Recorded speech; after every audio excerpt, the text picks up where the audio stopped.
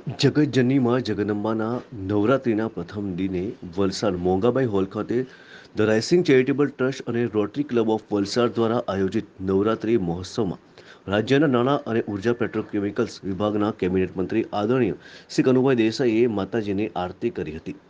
નવરાત્રિના પવિત્ર પર્વની વલસાડ સહિત સમગ્ર વલસાડ જિલ્લામાં ધામધૂમપૂર્વક શરૂઆત થઈ છે. નવરાત્રિના પ્રથમ નોરતે રાજ્યના નાણામંત્રી એ પ્રથમ નોરતે જ ગરબા વલસાડ ખાતે નવરાત્રિ મહોત્સવમાં હાજર રહ્યા હતા અને આયોજકો અને ખેલૈયાઓનો ઉત્સાહ વધાર્યો હતો. આમ રાજ્યમાં ચાલી રહેલા નવરાત્રિ મહોત્સવ નિમિત્તે સમગ્ર વલસાડ જિલ્લા અને ગુજરાતની જનતાને નવરાત્રિની શુભેચ્છાઓ પાઠવી હતી. મા શક્તિની આરાધનાના પર્વ નવરાત્રિ નિમિત્તે નાણામંત્રીશ્રીએ ગુજરાતની જનતા અને ગુજરાત પર હંમેશા માતાજીના આશીર્વાદ વરસતા રહે તેવી પ્રાર્થના પણ કરી હતી. ખેલૈયાઓનો ખૂબ ઉત્સાહ વધ્યો હતો. સૌપ્રથમ તો આપણા નવરાત્રિ મહોત્સવને આપણા દેશના યશસ્વી વડાપ્રધાન માનનીય મોદીજી જ્યારે ગુજરાતના મુખ્યમંત્રી હતા ત્યારે નવરાત્રિને સમગ્ર વિશ્વમાં એક એવી પ્રસિદ્ધિ આપી કે લોકો ટુરિઝમ માટે પણ નવરાત્રિ જોવા માટે અહીંયા આવે છે.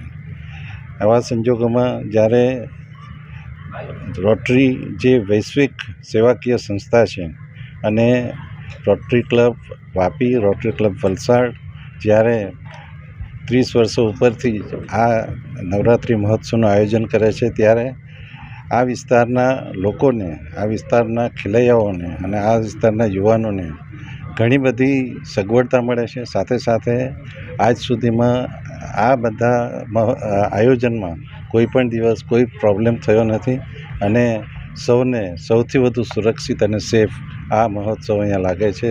રોટરી ક્લબ વલસાડના મોંઘાબાઈ હોલના જે આ આયોજન થાય છે તો ફરીથી આપણા ગુજરાતના સર્વે ભાઈ બહેનોને નવરાત્રિની શુભેચ્છા આપું છું અને સમગ્ર વલસાડ જિલ્લાની પણ શુભેચ્છા આપું છું અને આપણે સૌ સાથે મળીને પ્રગતિ કરીએ એવી શુભેચ્છા. ગુજરાતભરમાં હર્ષો ઉલ્લાસથી નવરાત્રિની શરૂઆત થઈ રહી છે.